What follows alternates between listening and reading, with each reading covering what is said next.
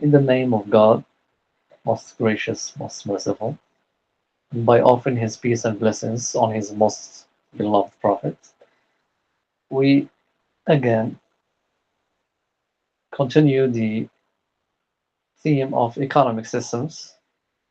This is the third and hopefully the final session in this lesson. Okay, so previously we tackled the concept of economic systems. We gave the different types and the different school of thought. Then afterwards, well, sorry, we talked about the different implementations of these economic systems in history. And we could not continue, so now we are continuing where we left it. So we saw the ancient Roman economy, we saw medieval Europe slash Holy Roman Empire economy. We saw the Churchian economy and mercantilism until modern day capitalism and communism. So, in your opinion, which economic system we have not yet discussed? Of course, like I said before, it's impossible to cover all of the economic systems throughout history, but we try to tackle the most prominent examples. There is one more prominent example that we have not tackled yet. Right, excellent. The Islamic economic system. Very. So we try to save the best for last, but we should prove that it is truly the best.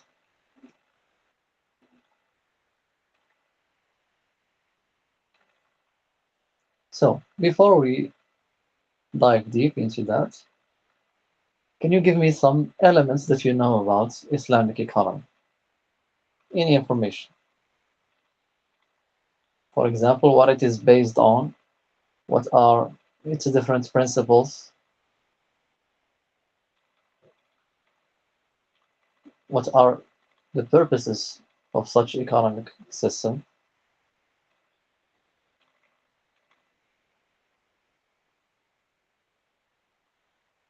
All right, zakat, jizya. Mm-hmm. Riba free, which is interest free. Right, correct.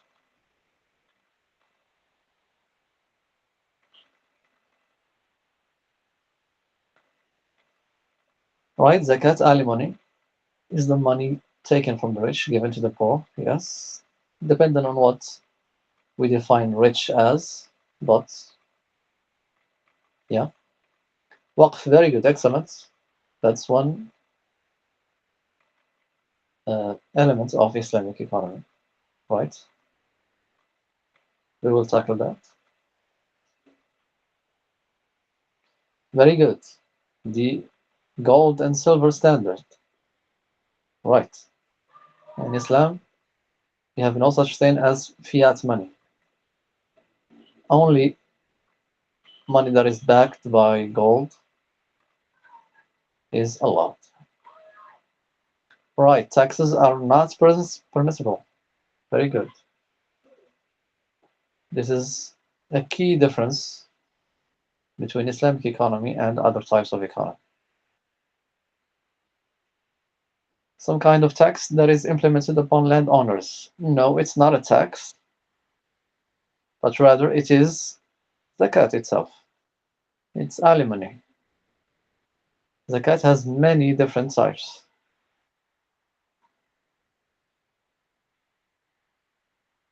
And for the land, only the lands that are for agriculture, not any owned land should be paid as zakah. Very good, excellent. There is an ethical code that controls the system, yes, which we saw that many other systems lacked, or in the case of Christianity, this ethical code was flawed. Yes, it did exist, but it was not up to the standard. Divine source of rule, yes, that's the source.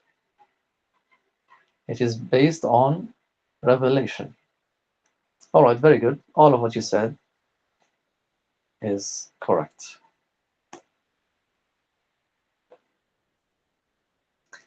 So let's discover first the main principles of Islamic economy, what it is standing on. First of all, the prohibition of interest, usury. Right, this is very well known, and usury in Islam is one of the biggest sins. And there is a consensus of scholars that it is from the top 10 biggest sins. So Islamic economics bans interest-based transactions as they are considered unjust and exploitative. Right. We all know that interest is a way to manipulate and use and exploit the poor and to enslave the people. Right. And we can see that clearly in our modern society. People are giving up their freedom, their whole lives basically, to buy a house or a car or whatever. Right? There's also something called profit loss sharing system, PLS system. Now, this system is for businesses. When you are trying to enlarge your business, you try to bring more capital, you decide to share your business with someone else who is also a capital holder, and you agree to share both the profits and the loss in a fair and transparent manner. In Arabic, they call it المرابح, عقد المرابح. So that's profit loss sharing system. This is allowed and totally beneficial. Another principle in Islamic economy is wealth creation and distribution. In Islam, we have the concept of free markets. It was one of the first systems that allowed the free market to exist and understood that people have the right to make their own businesses, to create wealth. However, they should not only create it, but rather also distribute it. So they combine both aspects. Moreover, we have social justice and equity. We do not have equality, but we have equity. That's what we have alimony for, and charity, sadaqah, or waqf, etc. At the very least, we should not let the poor die or stay in dire need. And at the end, as one of you said, we have an ethical code. We have moral values. Such economic system promotes moral values, something that you cannot find in many other economic systems, except for the ones that are related to some sort of religion. Also, communism. It also promoted some moral values. However, we saw that it was flawed ideologically due to lack of understanding of human nature. So economic pursuits should take place within the context of moral values, ensuring that individual and social objectives are met. So we are trying to see the benefit of the whole, not the individual. Yes, we care about the individual, but not at the expense of the whole, the sum. Something that capitalism does not do.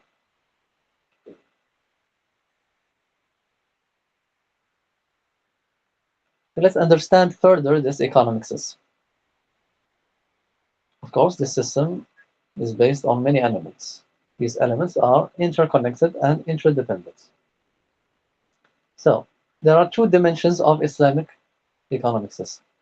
First, we have the legal system, and then we have the spiritual system. The legal system, what do we mean by that? We mean the laws, the ahkam, what is forbidden, what is allowed, what should be done, what should not be done. This is the legal system. Of course, it is based on revelation. As we can see here, limited capitalism. We saw that in Islamic economic system, it promotes free markets and obviously the ownership, the private ownership of the means of production, which means that this is a common point with capitalism. But we should also remind ourselves that the Islamic economy existed way before capitalism. So if we want to credit someone, we should credit the Islamic economic system and not capitalism for that. So limited capitalism, we mean by that the surplus wealth for personal use. It should not be a surplus. Surplus is more than just a plus. All right, you are allowed to create wealth.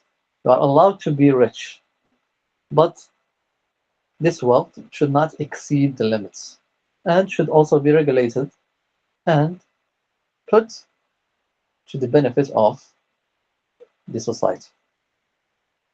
That's why we have zakat and why it is so important to the point that uh, those who deny giving zakat are considered apostates.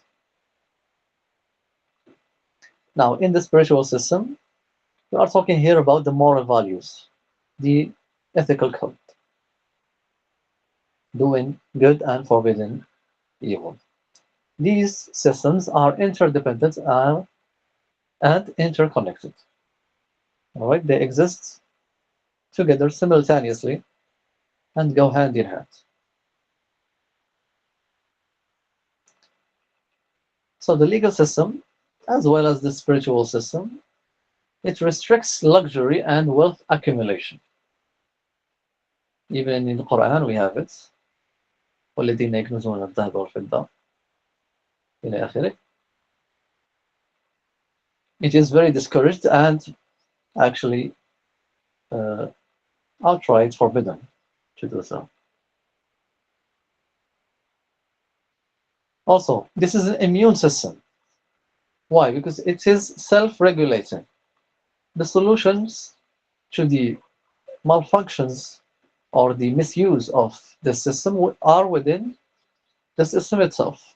Why? Because it is a total system, both legal and spiritual.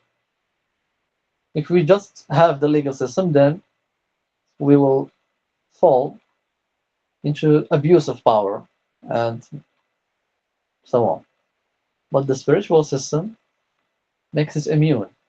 And also, the legal system itself has punishments for those who use it in the wrong way.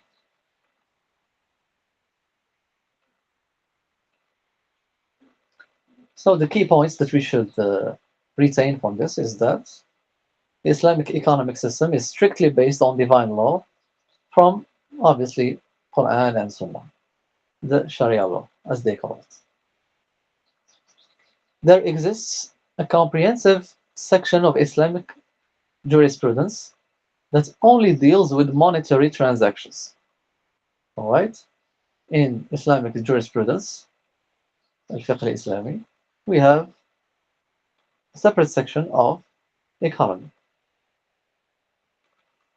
This is well known for those who know about fiqh.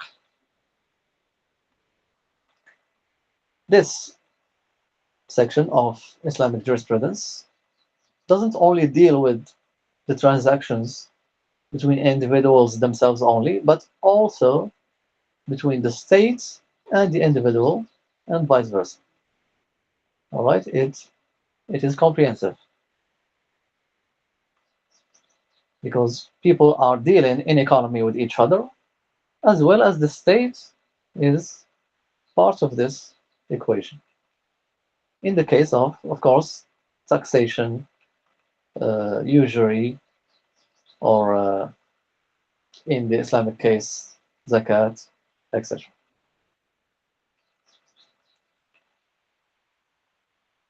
Now let's see how in Islam government expenditure is defined and set.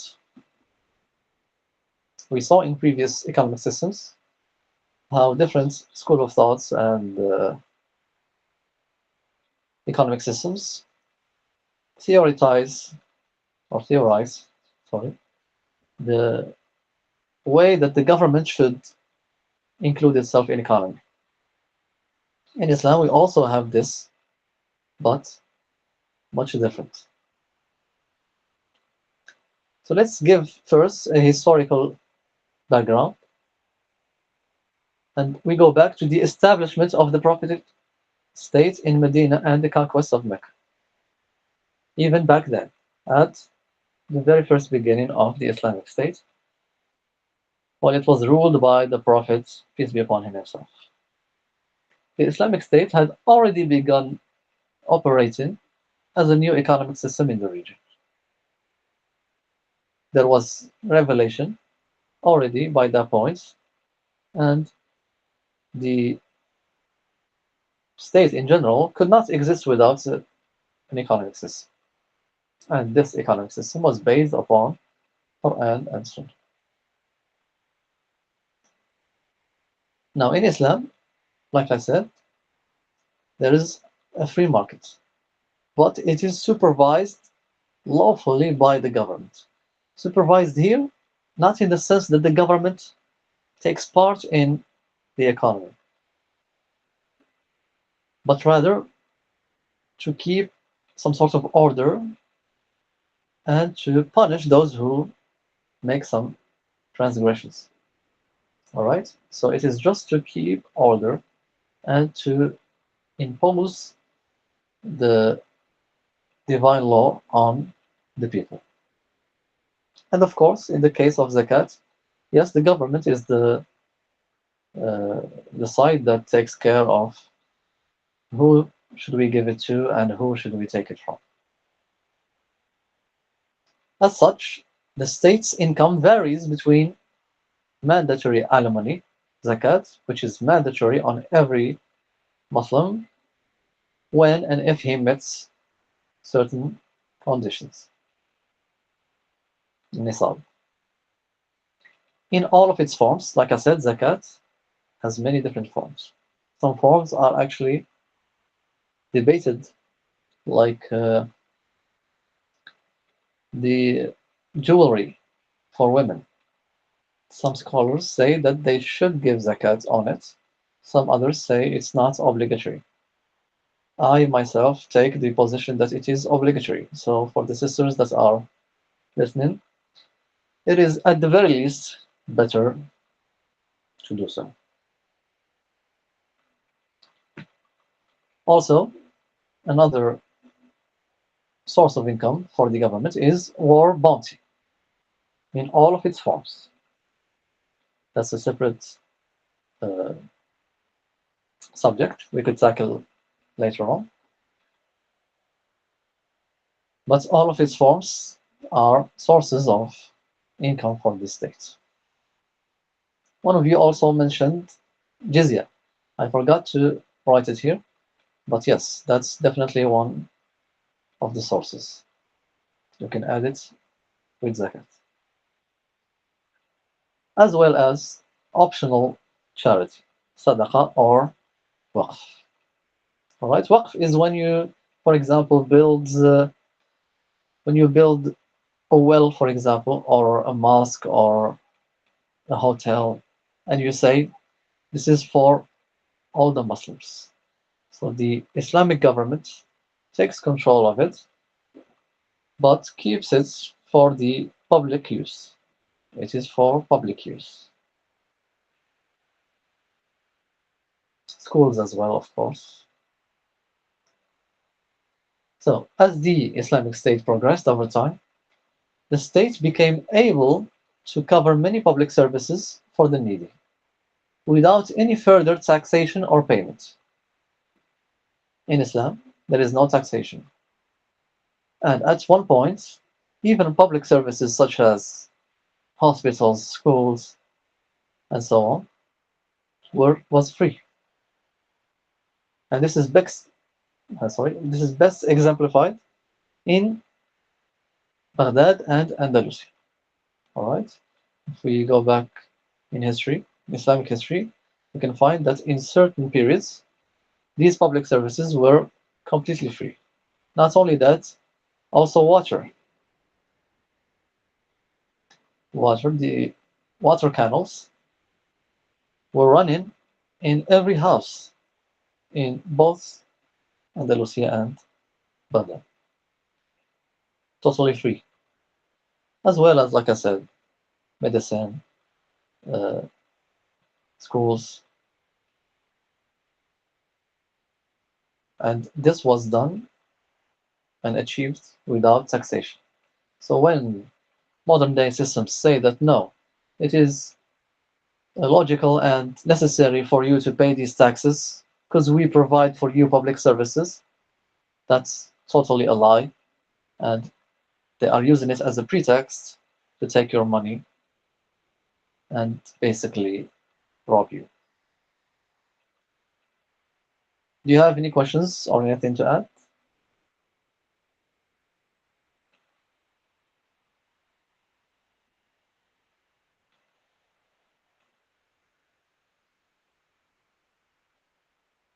All right. Now we should, of course, make a comparison between IE and ME. IE is Islamic economic system and ME is man-made economic systems. And then we should, at the end, reach a conclusion through an objective criteria, of course. So, this is a summary of the whole course, basically. For man-made economic systems, first, it is based on human ideologies. We already tackled the concepts of human ideologies, and we concluded that even though they have some objective points, they lack total objectivity and they are not holistic. Moreover, they are non-ethical in their ways of making profit. And this is best seen in capitalism. It doesn't matter how you make profit. If you make profit, you have successfully used capitalism. And of course, everything is allowed in capitalism. Also, in these man-made economic systems, usury is a key component. It is one of the main principles. We saw that, again, best exemplified in capitalism. And we already said that usury is only a tool to control the people. Also, it is more apt to corruption due to the lack of spiritual guidance. And that's evident because they lack the ethical code that we talked about. and they are based on human ideologies, which are flawed in their nature. Plus taxation. All right, we add that to usury. Taxation is also one of the biggest problems in these man-made economic systems, which is an essential part of the fiscal policy. Rich and poor alike, everyone pays it.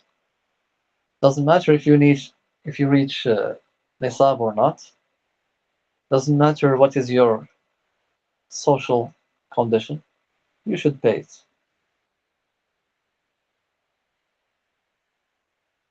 All of these things result into inflation and recession. Recession is the opposite of inflation in a way.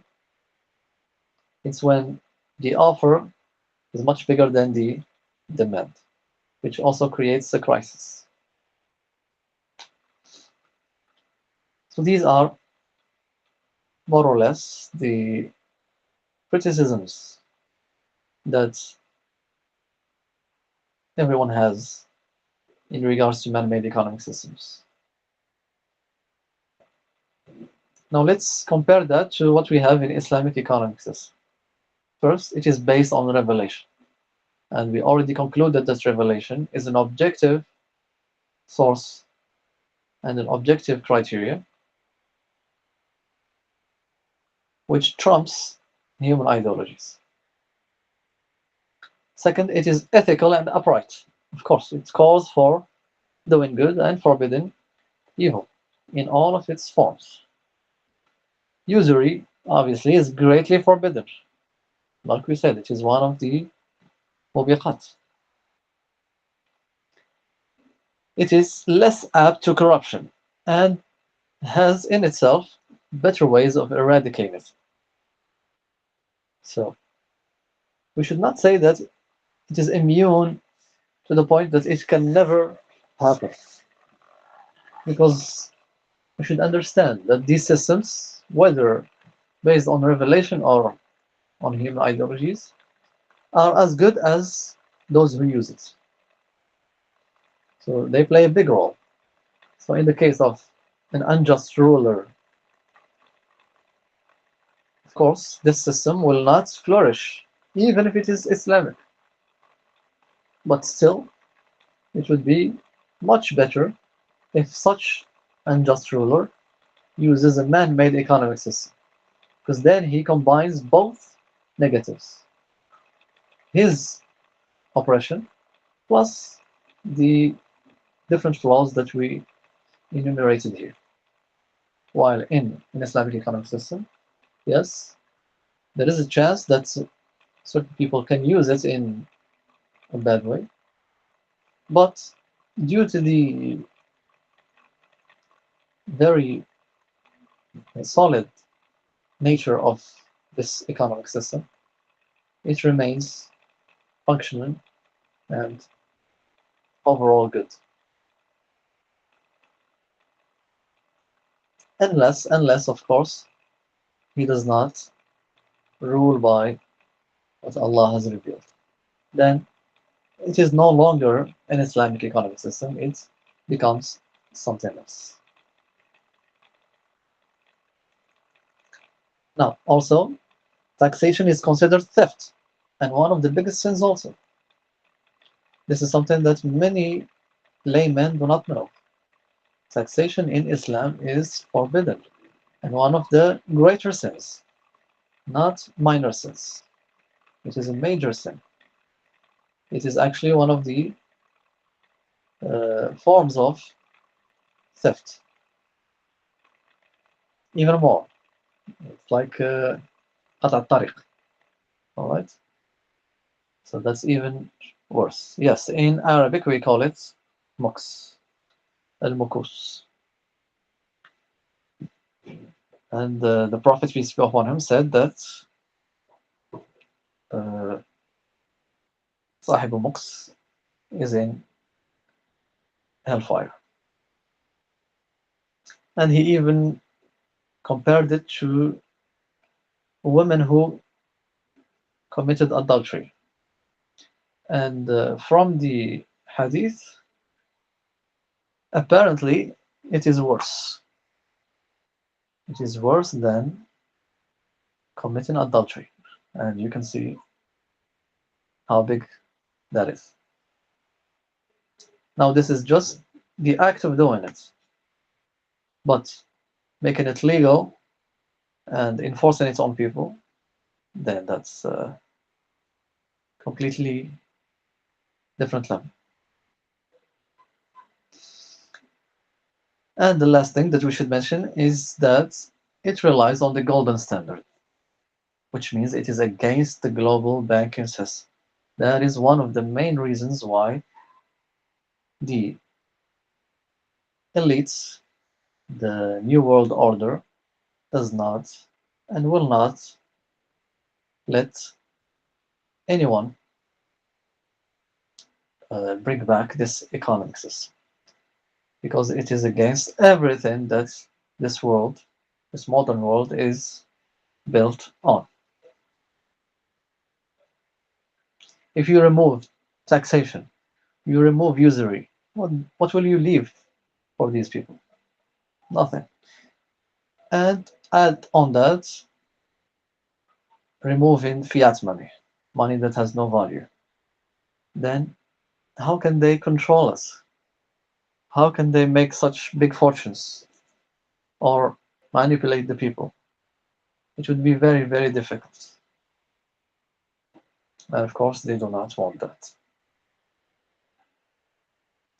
Anything that you would like to add? Because I think this is, yeah, this is the conclusion.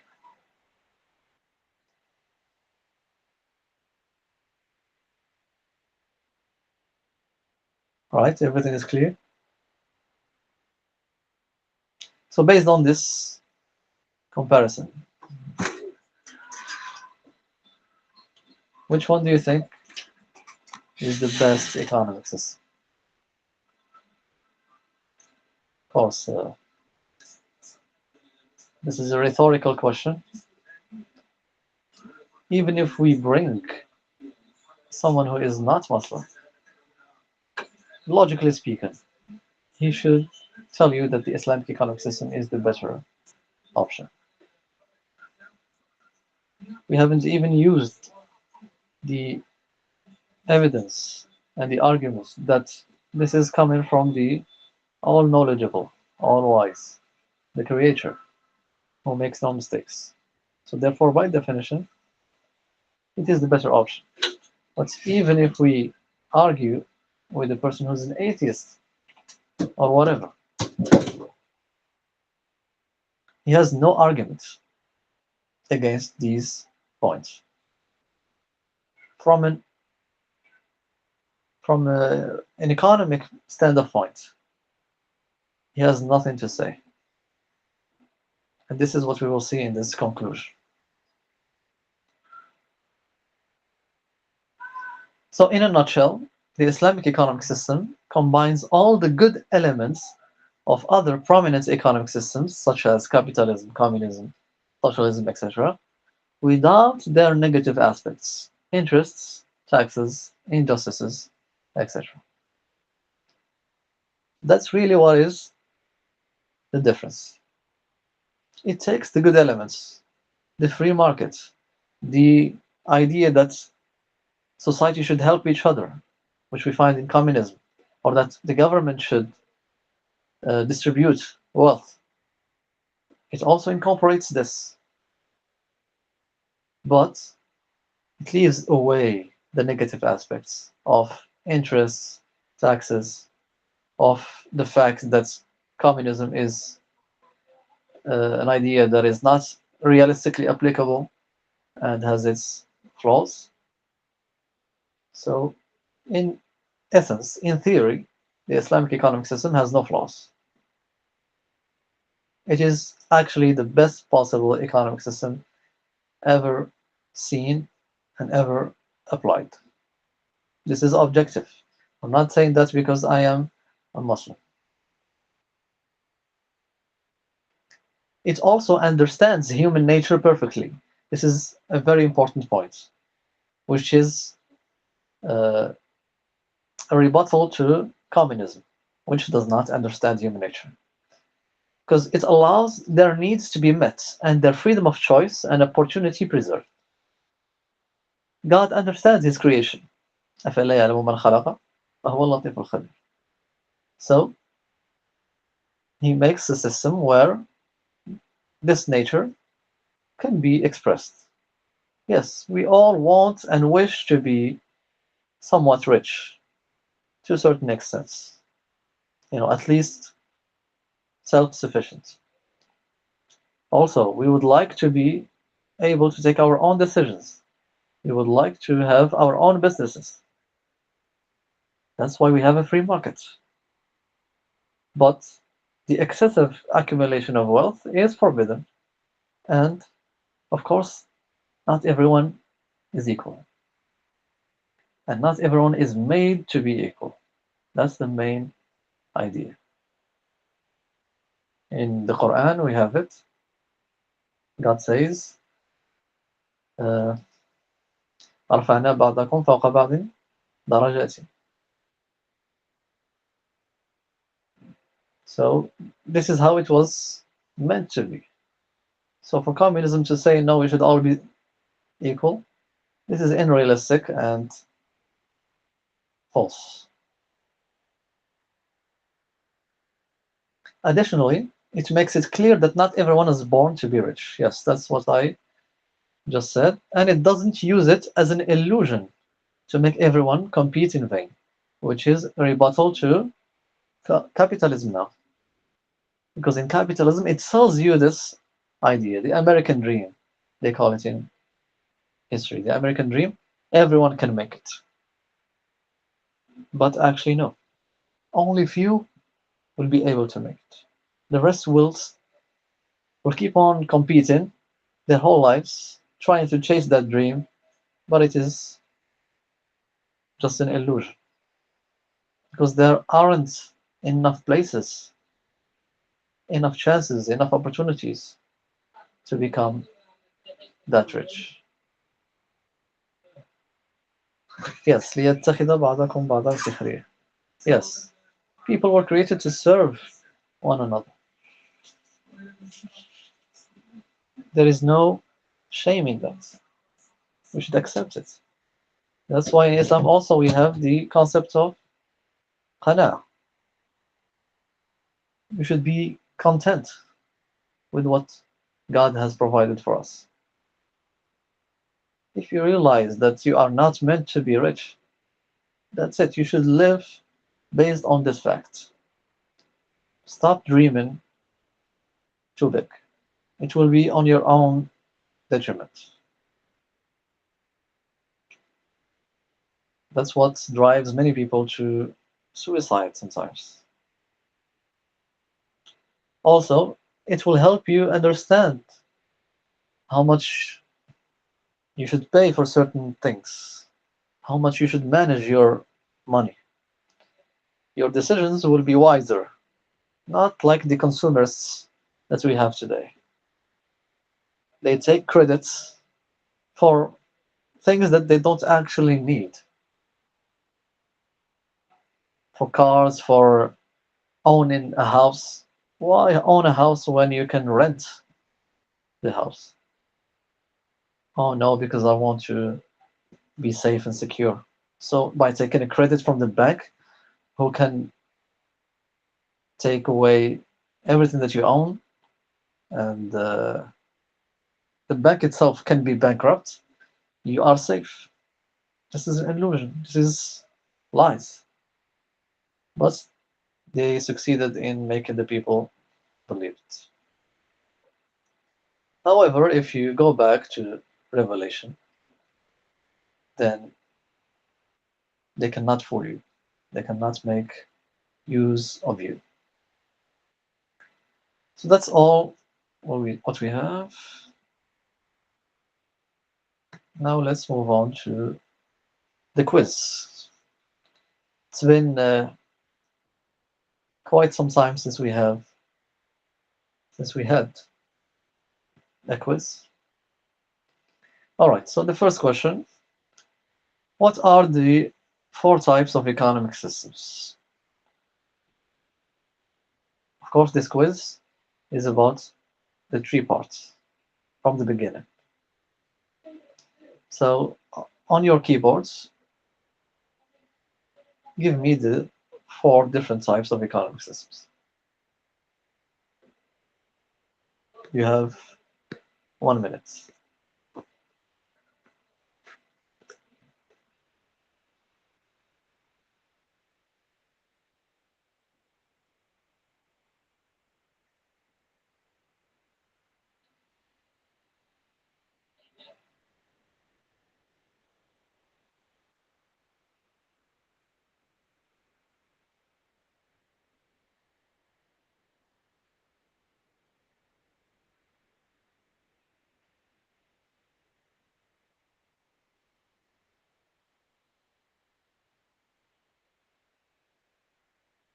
All right, let's move on to the next question. How does the government try to control inflation? Here we are talking about in a capitalist system. What are the ways that the government use to control inflation from exploding or going out of hand? Again, 1 minute.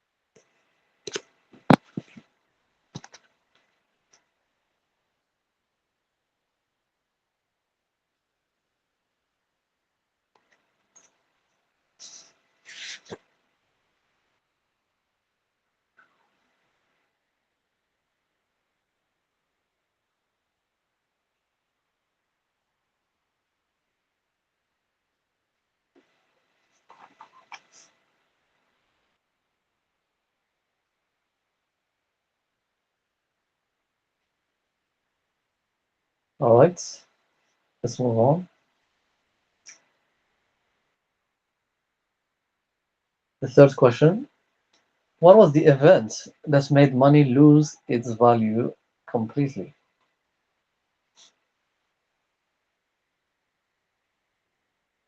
We saw that in the second part. What was the event that made money lose its value?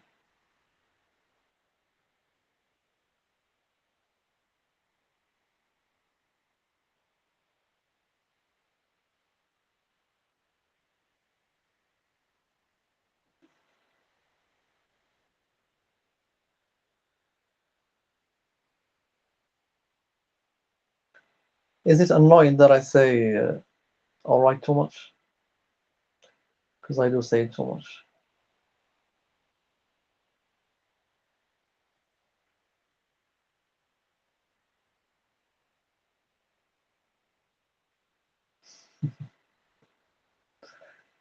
One of you said or gave a thumbs up. It means that it is annoying. That's how I understood it.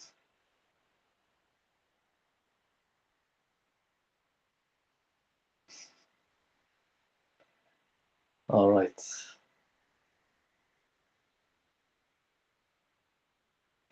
Let's move on. Why isn't communism sustainable as a system?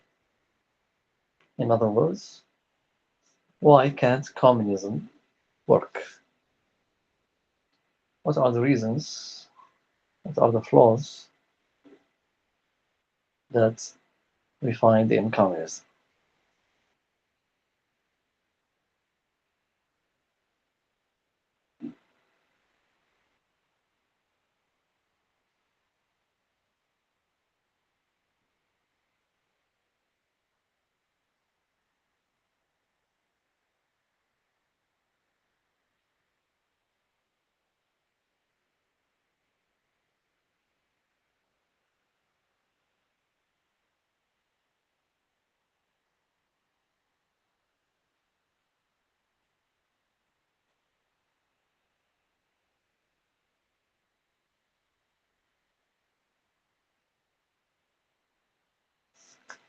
The fact that it is unrealistic.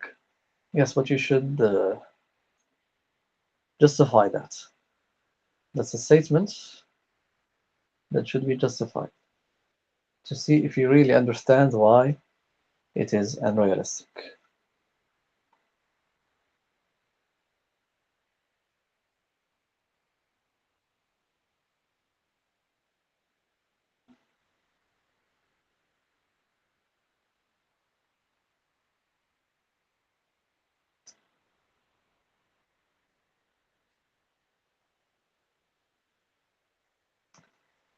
All right. The last question. What proves that the Islamic economic system is far superior than its counterparts?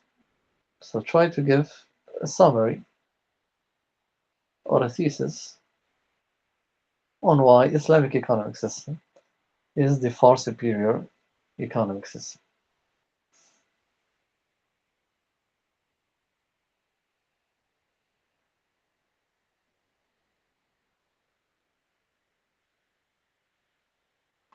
Two to three reasons are enough.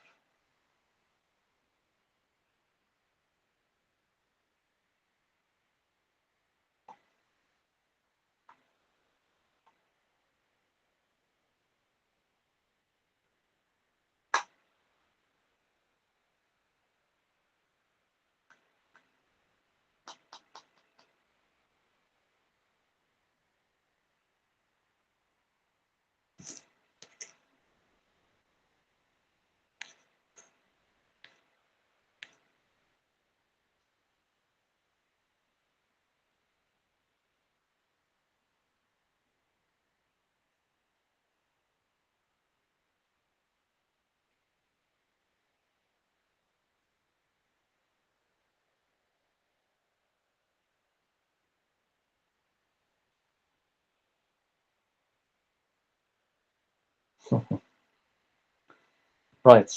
That last reason should be included in the slides.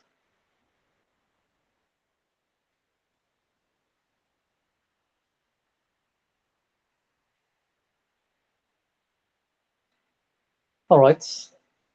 Very good job. This is the end, finally, of the economic systems lesson. I hope that the image is clear now about the whole topic. I tried to be comprehensive, and I thank you once again for your participation, for your ideas. And of course, we are still continuing, inshallah. We still have more practical lessons,